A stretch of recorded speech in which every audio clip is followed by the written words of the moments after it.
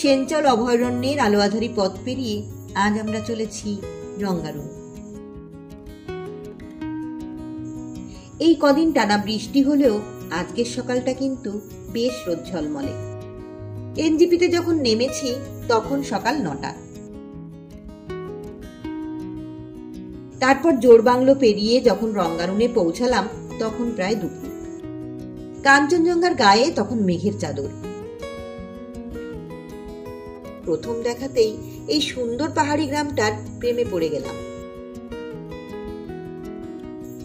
দার্জিলিং এর খুব কাছে, অথচ কি ভীষণ নির্জন একটা জায়গা। লোকজন, হইহট্টগোল কিছুই প্রায় নেই। পাখিদের কিচিরমিচির আর ঝিরিঝিরি ঝর্ণার অবিরাম বয়ে চলার শব্দটুকু বাদ দিলে কান পাতলে নিজের নিঃশ্বাসের শব্দটুকুই কেবল শোনা যায়। ট্রাভেল ম্যানিয়া কিচ্ছিরানা থেকে আমি নূপুর। আজ আমি আপনাদের ঘোরাবো রঙ্গারুন। কিভাবে যাবেন, কোথায় থাকবেন, হোমস্টের খরচ, মালিকের ফোন নাম্বার, রিজার্ভ ও শেয়ার গাড়ির খোঁজ ইত্যাদি যাবতীয় তথ্য আমি আপনাদের সাথে শেয়ার করব। অবশ্যই ট্রাভেল ম্যানিয়া কিচ্ছিরানা চ্যানেলটিকে সাবস্ক্রাইব করে সাথে থাকুন। রঙ্গারুন জায়গাটা পর্যটকদের কাছে আগে ততটা পরিচিত ছিল না, তবে বর্তমানে ধীরে ধীরে জনপ্রিয়তা অর্জন করছে। যারা শান্ত নিরিবিলি জায়গায় থাকতে চান তাদের কিন্তু বেশ লাগবে। গ্রামের শুরুতেই রয়েছে ঐতিহ্যমণ্ডিত ট্রেকার্স হাট। তারপর একটা পাকা রাস্তা পাহাড় জড়িয়ে ক্রমশ নিচে নেমে গেছে। রঙ্গারুনের সবচেয়ে আকর্ষণীয় লেগেছে এর ঘন সবুজ চা বাগান। ব্রিটিশ আমলে এই চা বাগানে চা প্রসেসিং হতো, তবে বর্তমানে খরচ বেড়ে যাওয়ায় কারখানা বন্ধ হয়ে গেছে, আর এখন এখানকার উৎপাদিত চায়ের পুরোটাই চলে যায় হ্যাপি ভ্যালি টি স্টেটে।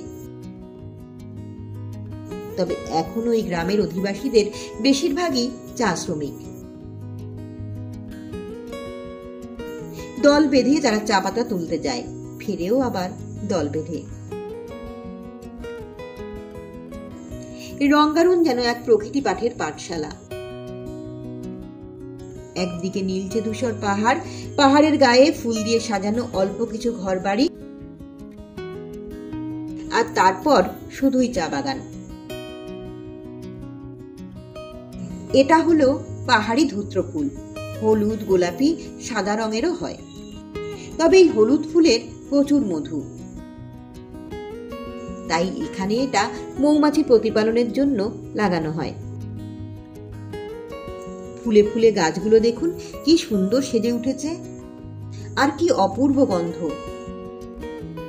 যেহেতু এটা অফবিট জায়গা, হেঁটে হেঁটে গ্রাম ঘুরতেই বেশি ভালো লাগে।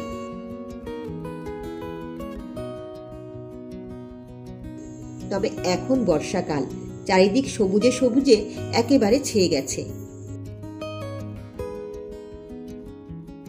এখানে ওখানে নেমে এসেছে ছোট বড় পাহাড়ি ঝোড়া। পায়ে পায়ে হাঁটতে হাঁটতেই পৌঁছে গেলাম চা বাগানে। সে কি অপূর্ব শোভা! কখনো ঝিরিঝিরি বৃষ্টি, আবার কখনো ঝিকিমিকি রোদ।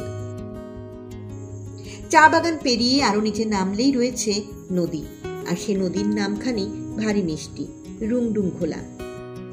তবে সেখানে যেতে হলে বেশ খানিকটা হাঁটতে হবে। নদী পেরিয়েই দার্জিলিং শহর। ট্রেক পথে রঙ্গারুন থেকে দার্জিলিং চলে যাওয়া যায়, তবে বর্ষাকাল বলে এখন যাতায়াত বন্ধ আছে। বেশ খানিকটা ঘোরাঘুরি করে তারপর আমরা হোমস্টেতে ফিরে এলাম। আমাদের আজকের আস্তানা নীলম হোমস্টে। হোমস্টের মালিক হলেন বিশন রায়। ওনার স্ত্রী নীলমের নামে এই হোমস্টে। দুজনেই ভীষণ অতিথিপরায়ণ। আমরা আসতে না আসতেই খাদা পরিয়ে আমাদের বরণ করে নিলেন। নীলম দিদির হাতের রান্নাও খুব ভালো। নীলম হোমস্টে হলো সাদামাটা 3তলা একটা বাড়ি। সিঁড়ি দিয়ে নেমে এটা নিচের তলা। এখানে দুটো 4 বেডের রুম আছে। এই মুহূর্তে সারাইয়ের কাজ চলছে। তাই সবকিছু একটু এলোমেলো। রাস্তার সাথে একই লেভেলে এটা হলো গ্রাউন্ড ফ্লোর।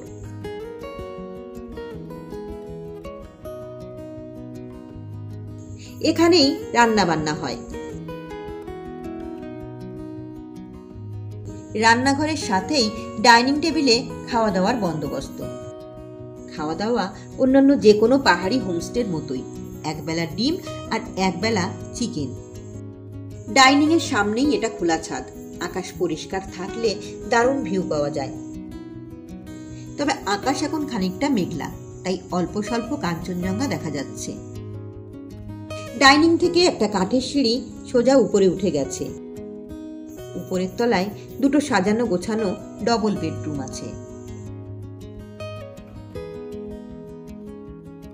সাথে বিশাল বড় একটা লিভিং রুম।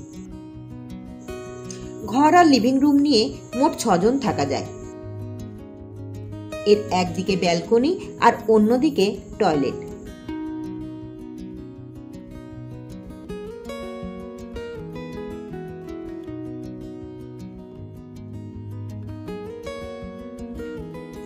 আমাদের কাছে এই উপরের তলাটাই সেরা বলে মনে হয়েছে। জানলা দিয়ে খুব ভালো ভিউ পাওয়া যাচ্ছিল। এই দেখুন, ঘরের মধ্যে কেমন মেঘ ঢুকে পড়েছে। এই সমস্ত উপভোগ করতেই তো পাহাড়ে আসা, তাই নয় কি? এই উপরের তলায় বেশ হাত পা ছড়িয়ে থাকা যায়। দুটো পরিচিত পরিবার এলে তো কথাই নেই, গল্প গুজবে বেশ ভালোই লাগবে। गुड मॉर्निंग, सबका स्वागत करते हैं हम। मैं बिशन राय रंगभूमि नीलम होम स्टे से बात कर रहा हूँ। मेरा होम स्टे नीलम होम स्टे। मेरा यहाँ पर टॉप फ्लोर में 2 बेडरूम है और एक लिविंग रूम है, वहाँ पर भी एक बेड है, वो कोई भी शेयर कर सकता है। और ग्राउंड फ्लोर में 4 बेडेड 2 रूम, वहाँ पर चाचा बुद्धिन है, वहाँ पर एक बड़ा बरंडा है, वहाँ से सब कुछ व्यू दिखता है। यहाँ से कंचनजंगा बढ़िया दिखता है, टी गार्डन बढ़िया दिखता है, दार्जिलिंग सब पहाड़ी इलाका दिखता है। यहाँ से दार्जिलिंग सिर्फ 16 किलोमीटर है और यहाँ से साइट सीइंग के लिए सब नजदीक है। तगदा, तिनचुलिया, लामाहाटा, मंगपू, कटकपुर, लेप्चा जगत, करसेंग, मिरिक सब आपको लंच टाइम में घूम के आ सकते हैं, लंच टाइम में आ सकते हैं।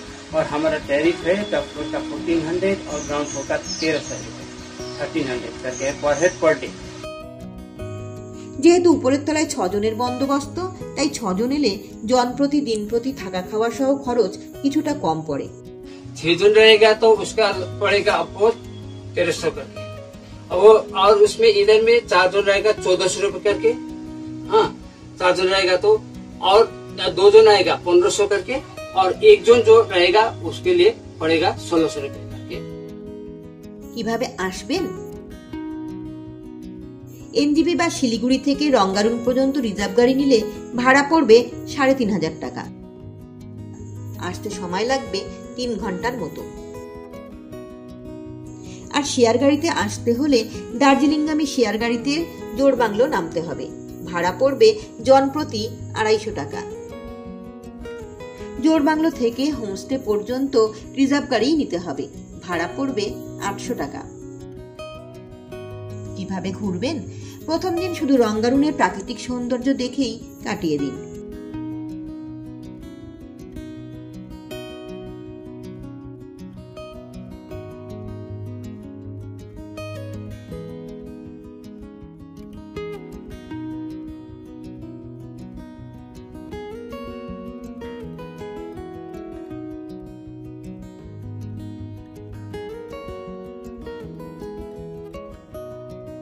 দ্বিতীয় দিন রঙ্গারুন থেকে গাড়ি ভাড়া করে লামহাটা, তিনচুলে, পেশক, তাগদা অর্কিড গার্ডেন ইত্যাদি ঘুরে আসুন। আর তৃতীয় দিন চলে যান অন্য কোথাও। এখান থেকে দাওয়াইপানি, চটকপুর, রঞ্জু ভ্যালি, মংপু, লাবদা খাসমহল, এমনকি দার্জিলিং এবং কার্শিয়াং শহরও ভীষণ কাছে। 1 ঘন্টার মধ্যেই এই সমস্ত জায়গায় পৌঁছে যাওয়া যায়, তাই এর মধ্যে যে কোনো জায়গায় চলে যেতে পারেন। এখান থেকে দার্জিলিং এর দূরত্ব মাত্র 14 কিলোমিটার, সেখানেও চলে যেতে পারেন। আমরা এখান থেকে গেছিলাম দাওয়াইপানি। দাওয়াইপানি এবং লাবদার ভিডিও আমার চ্যানেলে রয়েছে, দেখুন, আশা করি ভালো লাগবে। ভিডিওটি কেমন লাগলো অবশ্যই কমেন্ট করে জানান। অনেক অনেক লাইক এবং শেয়ার করুন আর পরবর্তী ভিডিও নোটিফিকেশন পেতে বেল আইকনে প্রেস করুন।